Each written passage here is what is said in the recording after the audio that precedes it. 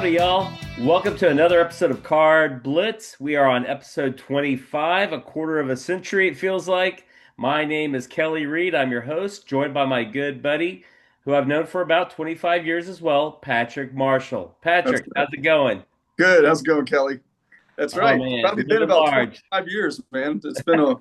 It's a quarter of a century, my friend. Dude, this episode 25 is going to get messy today. I mean, this is just crazy, man. Here we are in the summer and lots of things to talk about with cards and our collections and news in the hobby. So let's get rolling, man. Yeah. So you mentioned it's going to get messy. Let's start off with our birthday boy. How about that? This messy? That's right. That man right there, Mr. Lionel Andres Messi Cuccittini, otherwise known just simply as Messi. He's turned 38 years old, and I mean this guy's special. I mean he's renowned as probably the greatest footballer or soccer player of all time. Even people compare him even better than Pele. I mean I think it goes probably like Pele, Messi. I do Pele, Messi, but people do Messi, Pele, and then maybe Ronaldo. And he's pretty special. I mean, you think some of the guys, the accolades this guy's done. He scored over 850 international goals or professional level goals, not including what they consider the minor leagues of goal scoring. And he's scored 380 just for Argentina, his country, and his clubs. So that's pretty impressive. And they were the last World Cup, right? In 2022, he's a World Cup champion. No, the last one then, because the next one will be here in the States. Probably here in Dallas. I think we're hosting one at Jerry World. So that's and in Houston. I saw in Houston they're doing a game as well. I thought, is it Houston or Dallas? I know Dallas at AT&T Stadium with Jerry Jones. Yeah, that's pretty cool. But this guy's the 8-time best football player in the world. It's called the Ballon d'Or Award. It's a French award for basically the best footballer on the pitch. And this guy's won it 8 years in a row. He currently plays for Inter Miami, which is in our MLS. So if there's a chance you guys can go see a legend, and that team comes to your stadium and you have a home stadium team for the MLS, go see him. It's worth it. I hope I can one day. And obviously plays for his home country of Argentina. But what I thought was the most interesting thing about Messi is, and I didn't even realize this, but he became the second football player to surpass $1 billion in earnings. And Ronaldo was the first. But he's also, which I thought was crazy. And then I go, okay, well, maybe he's the most valuable or the highest earning team player of all sports. And no, he's second behind probably Ronaldo in $1 billion in earnings, which is pretty impressive. I think LeBron James is like 1.15 billion. So that takes into account his endorsements with Adidas and Pepsi and all these things that just make him such a just a world-class guy. I mean, everybody knows him. Everybody outside the United States knows who Messi is, and people in the U.S. too. Yeah, I was gonna say, I think fellow Americans certainly know who Messi is. Yeah, but it got me fired up. He's a household name. Yeah, because I mean, I still play soccer on Sundays, and my son Ian loves Messi, so it's kind of cool. So I just need to go get a card now. I missed that. Go get you a Messi card or two. I heard that his autograph cards are pretty expensive. However, there's also some controversy out there in the card world saying that perhaps some of his autographs aren't legitimately his. I read that too. Yeah, like somebody, like one of his trainers has been signing him, or a family member or something. Someone else is, gotta be careful with the purchase of your Messi autograph, right? Yeah. I don't know I don't know how that's regulated, because some sports it's better than others. Soccer can get wild because it's not your household name. So yeah, I don't know, but yeah, happy birthday, Messi. So Messi, if you want to jump on board, man, talk cards with us. You're always welcome, right? That'd be awesome. From one left footer to the other. Yeah, let's do it. Let's do this. Well, you want to get into some show and tell stuff before we start, in this conversation? Yeah, so for show and tell, I just became like nostalgia vintage or something like that. Like when I was looking through some cards and I go, wow, that's a really cool card. I'm going to share that. and I know you'll love this one. I came across 87 Topps Mark McGwire rookie autographed. Okay. Um, and it kind of brought this time of the year, the summer kind of brought back the memories of McGwire and Sosa, which was almost 25 years ago. It was 27 years ago, but close and pretty close. For this And episode, it's good, man. yeah, but what I mean, like, but on this day they were in the home run race, and I think Sosa was leading by one. It was like 31-30, and then they both hit a home run on the same day. Like it was that captivating, and I know you remember that back in Oh, '98. definitely, man. That race was intense. So like 27 years ago to this date, I think Sosa had 32 and McGwire had 31. So kind of interesting tidbit. Huh. So, but I was looking at that going, wow, and I started just messing around online, and I was like, it brought back a lot of good memories of those guys. So I pulled out their cards. So Nice. So, well, you can never go wrong with the long ball, that era. yeah, People can sit there and they can argue about the whole steroid aspect of it, yeah. but it wasn't illegal at that time. So it's Well, what's cool about this card is I sent these to McGwire myself in '87, and he actually signed himself. I have two rookies. I did the '87 Donruss and this one, and he made the point of signing it here, not to cover it up. I think that's the coolest part. It's pretty neat. yeah, So I like that. replacement, right? Yeah, it's one of those PC things that'll go on forever and say that my kids will be like, Daddy, he's Mark McGwire. Sit down, son. Let me tell you. Played by Big Mac. Yeah, that's right. So, What about you, Kelly? man, I got a plethora of cards for show and tell, man. I've been doing some trades on Facebook and got hooked up by a friend of mine, Owen. He helped me complete my 1997 Legends set here. Oh yeah. Yeah, 1997. Again, man, that set was very innovative as far as first time showing like vintage players, classic oldies on like obviously newer card stock, and then having like an autograph. I think it was like one per box, and Oh so wow. folks are yeah, so certainly it's a great set with lots of stats and great color photography, little write ups. I'm a big proponent for 97 Upper Deck Legend. Dude, you're gonna make me because of that. Go look that up. See if I Oh, have it. it's a great one, man. 97. And then been working on some of my mid 70s sets and my buddy Floyd down in South Carolina, he hooked me up with a Manster card from 1977. Nice. I love that design. Just like Yeah. the baseball. I love the top, the way it's scripted. Yeah, with like the Yeah. ribbon. Yep. Exactly. And then a 76 filler here. He goes, here, fill up your while you're looking for a better one. Here's a filler. So I said, That's thank you, Floyd. yeah, and his mouth. Jack was not smiling. Otherwise, he would have had a couple of gap teeth. I think you're thinking of all was it Ham, right? Oh, well, one of those two was Yeah, like, Ham. He was the one that was missing a few teeth. yeah, Maybe him and Lambert got into it, few in the locker room, see what happens, right? that's funny. Well, Yep. dude, check this out, man. I don't know if you're familiar with these Mm, I do not think so. What Kellogg's football 1970. 1970? Wow, cool, This is man. the first year that these came out, and That's so cool. I found a pair on eBay for sale. So getting Mel Renfro and hooking him up with Mr. Bullet Bob Hayes. That's pretty cool, man. How many are in the set of those? It says 60 on the back. Wow, It says 60, but I was like, man, this is the first year, and these are two Dallas Cowboys, and they were very affordable.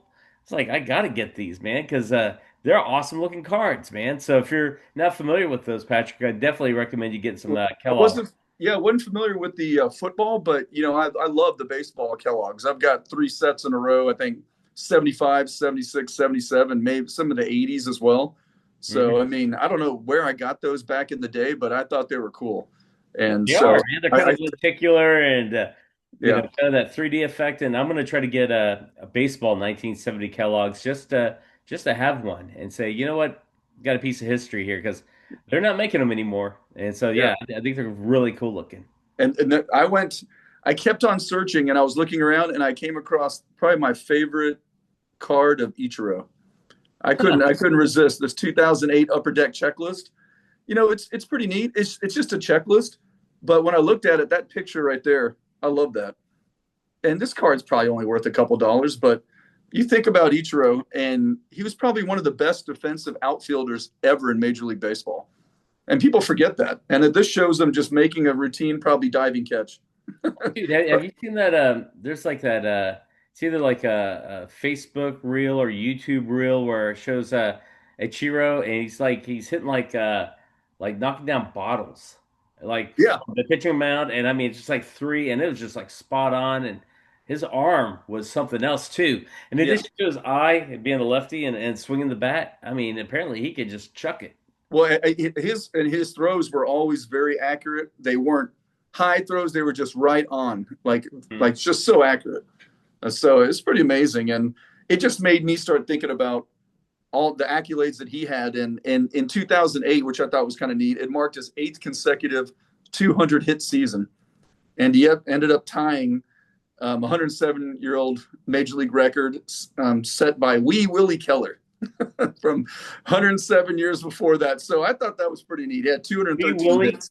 Wee Yeah, Keller, huh? Wee Willie Keeler. Sorry, Wee Willie Keeler. It's a tongue twister. But I was like, Willie Keeler. All right, we got to find one of those cards one of these so days. yeah, 2008 marked his 8th in a row, and that's only because why? Because he was a rookie in 2001 and set the all-time record for 262 hits. That incredible rookie season. Dude. Which, I mean, that guy was amazing. So, but yeah, that was fun, man. It was fun going through that show and tell because I was like, wow, look at this card, and I've got about 50 cards set up for the next 50 episodes. That's the joy of it, man. Just kind Yeah, of through your collection, or if you get something new and you're like, you know what, let me show off and brag about this. And then yeah, on Facebook, on our CardBlitz site, we got that Mail Day Monday, Mailbag Mondays. And so, yeah, just talk about Mail Day stuff, whatever you pick up during the week. And yeah, you can show off your cards there too. yeah. I like that.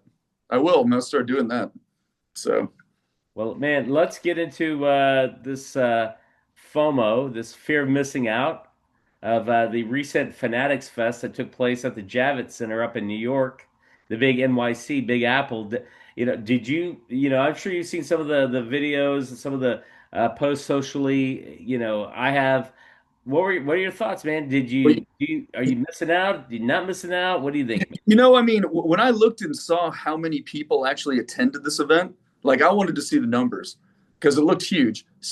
Over 70,000 people attended this event. Oh, 70,000. wow. And they had over 500 athletes and celebrities and content creators, creative people that are in the sports related industries, whether it be maybe some of the collectible side to like artists. And I was like, wow, this thing is way bigger than I thought. So that struck me right away. And then I went on a little deeper and looked to see exactly who was there. And any event that has, Macho Man Randy Savage, I was like, okay, this is amazing. If you're I into mean, the WWE side of things, yeah, it yeah, makes sense. Yeah. yeah. And apparently he did an intro where he came out. They did like some entrance of some of these old wrestlers, and they came out just the same way they did like 30 years ago when they were in their prime. So, I mean, I think that would have been special to go see.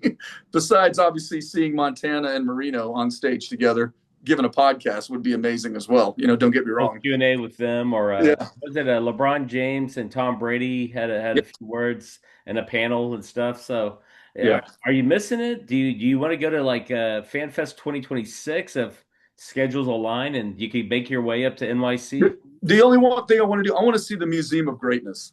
So that they produced that had over, what is it, like $200 million worth of memorabilia was displayed. I mean, okay, I want to go A see that. ton of That's like dollars in memorabilia. that's like going to all the Hall of Fames plus the baseball card Hall of Fame, if there was one, in person. And then going and seeing all these different things like memorabilia from Babe Ruth. I mean, I think it had LeBron's 2004 Superfractor card that's worth like $4.5 million. I mean, that would be cool to go see. But I don't know if I'd want to be around 70,000 other people. I'm just getting old, but I could understand the draw. So There was definitely some probably some madness and some mayhem throughout yeah, that Javits Center.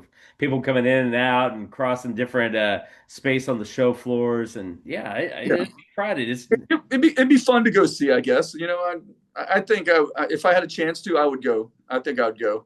I wouldn't. Do you think of it, Patrick, as like a being a hobbyist, a card collector, and a sports fan? Is it for you like a bucket list item? Like I would definitely want to do Fanatics Fest before, I don't say too old, but let's say before you're 65.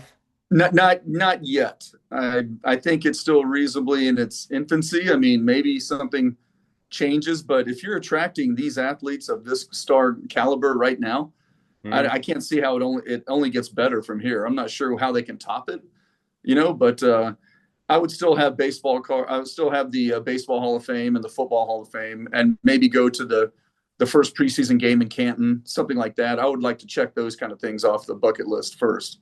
All You right. know. So, what about you? Yeah. You know, I would like to go.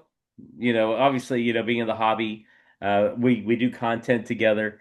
I think it Yeah. would be cool just like you said, be around the fanfare, but also to see how well Fanatics like rolls out the red carpet for like top stars and current athletes, former athletes, pop culture.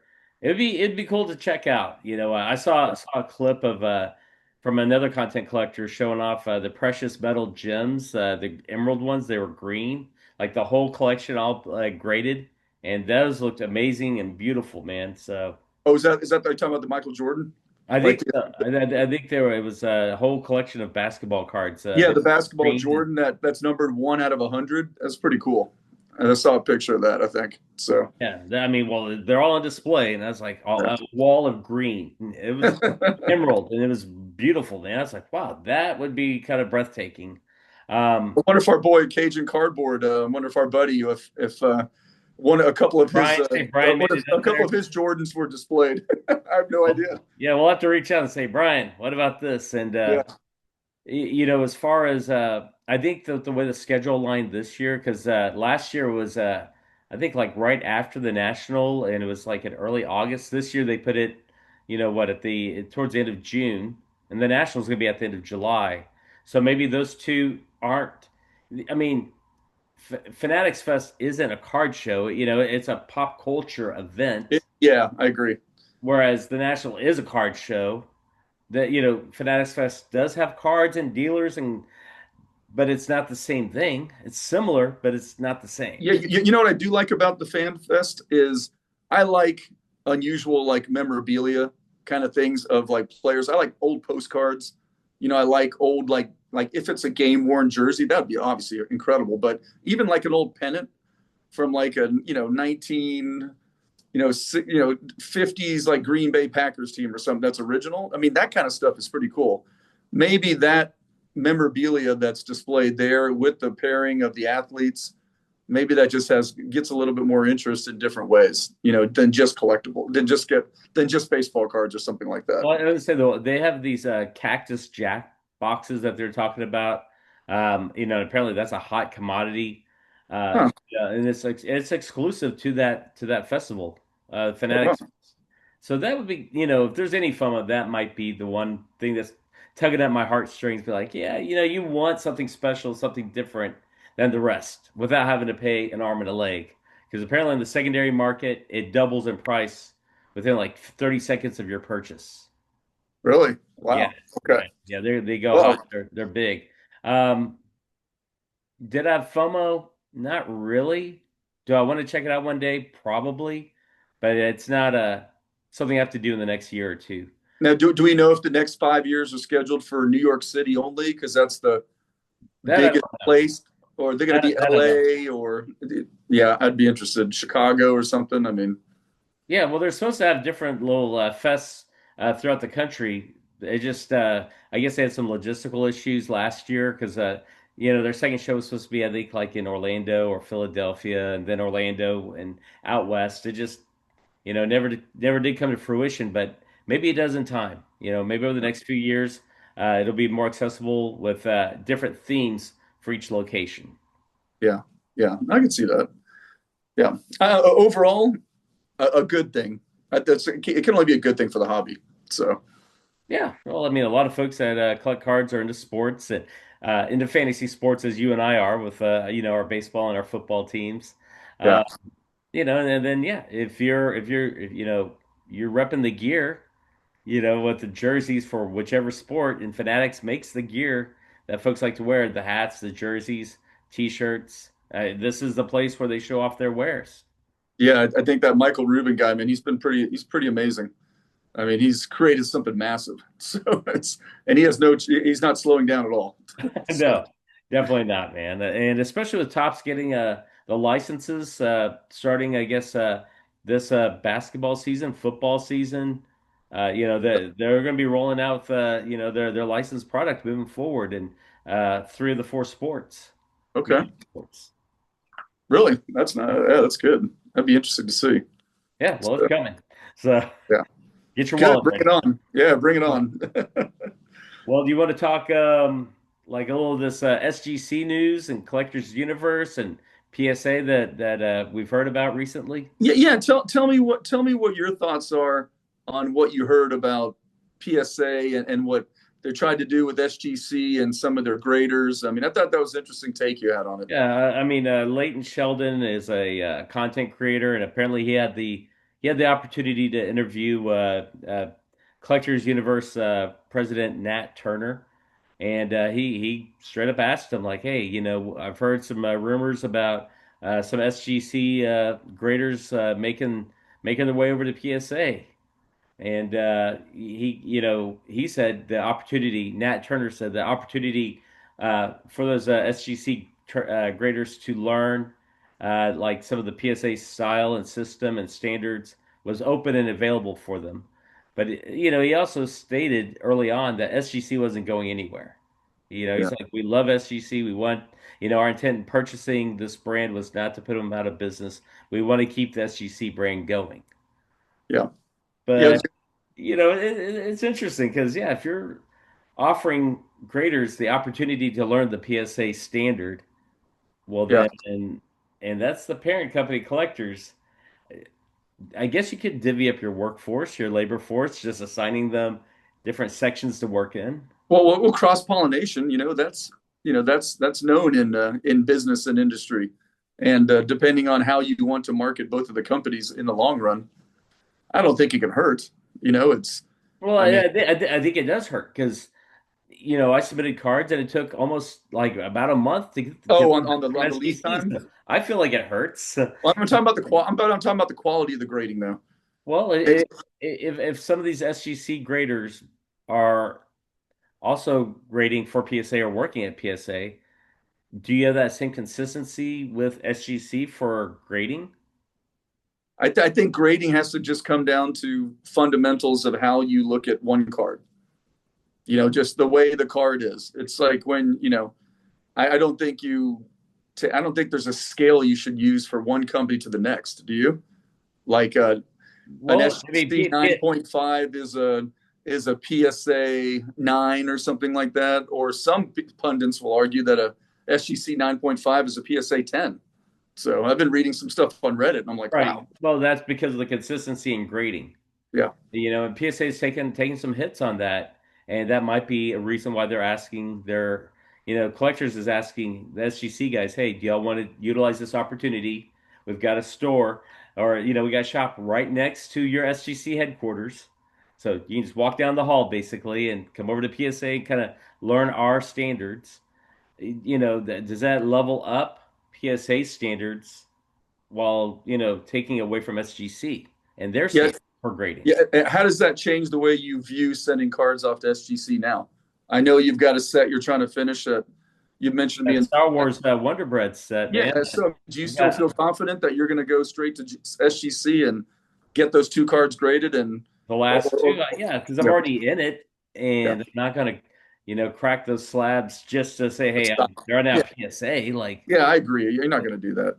I made the purchase, and got the cards and got them graded with SGC because I feel like I like the way they look, It looks and then great. SGC Yeah, hold. yeah, I also Slabnostic. I got PSA slabs right here. yeah. I have a hard time liking them. I don't know. It needs a dark. The dark background is what That this tells you the whole tux.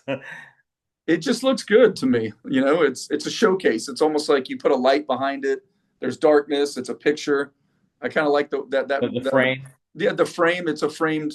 it's framed of something from your childhood that you adore, the kind of thing that's part of your PC. I like that.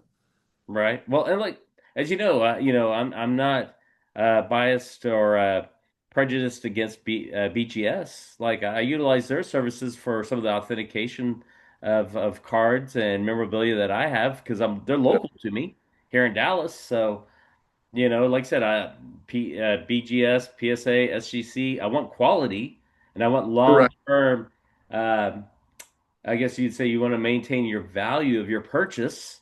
That's right. So that's what I'm looking for. Yeah, have you heard any chatter about SGC authenticating like signatures or autographs or anything like that, or is it still going to? I mean, they will if it's from the manufacturer now. Early on, they did. Early on, you'll find old SGC slabs that could have Yeah, autographs authenticated. But then I guess at some point before I got back into the hobby, they made the step they moved towards if it's only from the manufacturer.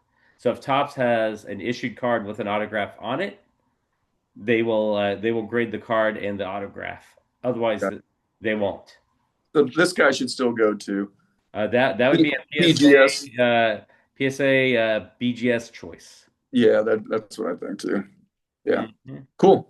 Well, hey, let's talk authenticated cards for a second because we're Yeah, getting up against it. Um, would you buy a card if it just said authentic? I thought about this, Kelly, and my answer would be no. I would not. I've gotten a card graded before. It was a 1980 Topps Ricky Henderson rookie. Sent it off fully expecting like a 5 or a 6. The color was a little bit faded, great corners. It came back authentic, and I was like, "Excuse me." It's like, well, I've had this card for 25, 30 years of my collection, and for it to come back authentic, I was like, how I put it up next to another 1980 card, measure, kind of like looked at the borders and stuff, and I don't know if that was because of the coloring they thought was something faded and maybe somebody used a magic marker. I don't really understand the concept, so Well, I don't think I'd go out and search it and buy it. But the value of an authentic card was surprisingly better than what I thought. I thought, oh, it's authentic. No one's going to care for this. well, And the fact that it is authentic means that it's a real card. It's not counterfeit. So that is one pro. And when you're talking like the older vintage cards, you want to know that the card's legit. yeah, Now, you know, I have my own authentic story with a Nolan Ryan card that came back authentic and it said evidence of trimming.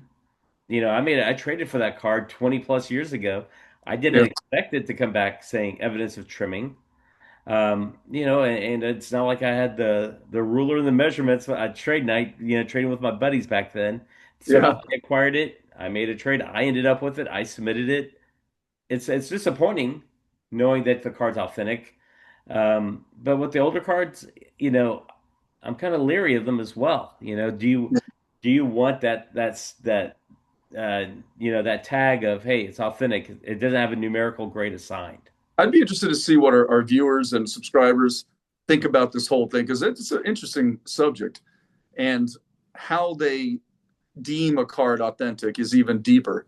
That's got to be a. I would think it's just not one grader making that decision. I would hope that there's a procedure of how they have 2 or 3 people give their opinion. I mean, there has to be. Right, Uh, to confirm that the card has been compromised or yeah. altered in some way, some fashion. I'd also like to hear: is there anybody out there that collects only cards that are authentic? That's a great question, man. Yeah, I hey, mean, viewers, if you or you yeah, know anyone who does, reach out to us. Let's talk shop, man. yeah. I Very only collect good idea. Tony Pena from the Pirates authentic cards. Oh, wow. Okay. You're our kind of guy. I mean, a lot of folks might look at that and say, the card still looks great and it's more affordable than a grade from one of the big three, BGS, PSA, or SGC, and stating, like, hey, I can get this at an affordable price and it looks better than a two, a three, a one, at the same level. So Imagine the rarity of having a whole set graded authentic. I don't think it's possible. It'd is be this going to be the Patrick Marshall challenge? this You're is not crazy. we get nothing but Okay, I'm authentic starting cards. now, and in let's see, let's give it August of 2035. I'll come back and report to you. See how it's gone. Just a mere decade. You guys got 10 years That's right. together, man. That's, Well, on that note, let's talk a little Stump and Patrick action here. okay. Let's see. What do you got for me this week? I'm Okay, ready. so love of baseball. It's baseball season. You were talking home run race, Sosa McGuire. So let's talk about the youngest player to achieve the milestone of hitting 500 home runs. Which of these four are the is which person of these four is the youngest player to ever reach 500 home runs? Okay. This is a good one. Okay, so it's at their age they hit 500 home runs. They were the youngest out of these four. There's one person. You ready? Okay. Yep. Here are your four options. Option A, Ken Griffey Jr., the kid. Option B, Alex Rodriguez, also known as A-Rod. Yep. Option C, Big Mac, Mark McGuire. Option D, Jimmy, I'm a Sly Fox. Jimmy Fox. See, I thought you were going to throw in like a Mickey Mantle or Mel Ott plus those first two. So I'm thinking the same way you are, which leads me to believe it's A, B, or D. I'm going to go with Alex Rodriguez, A-Rod.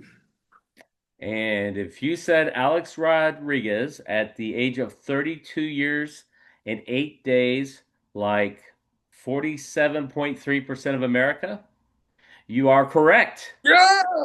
Yes, you hit a home Rock run, dude. You knocked it out of the park. I knocked it out of the park. Rock on.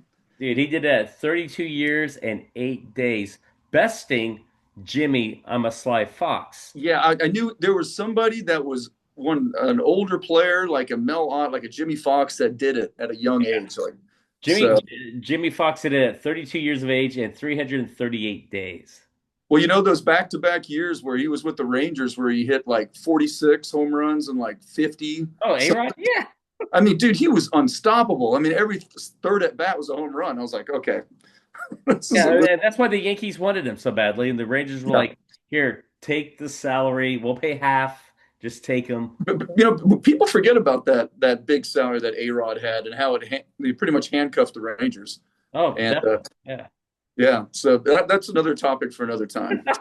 We'll talk. Yeah. We'll talk contracts. We'll talk Gene contracts. Bryant, Cashman, and yeah, and the Rangers. Yeah. So, Well, um, I was gonna say, definitely, man. We will be doing this again next week, 4th of July week. We certainly plan on having a big episode, a special episode, Patrick.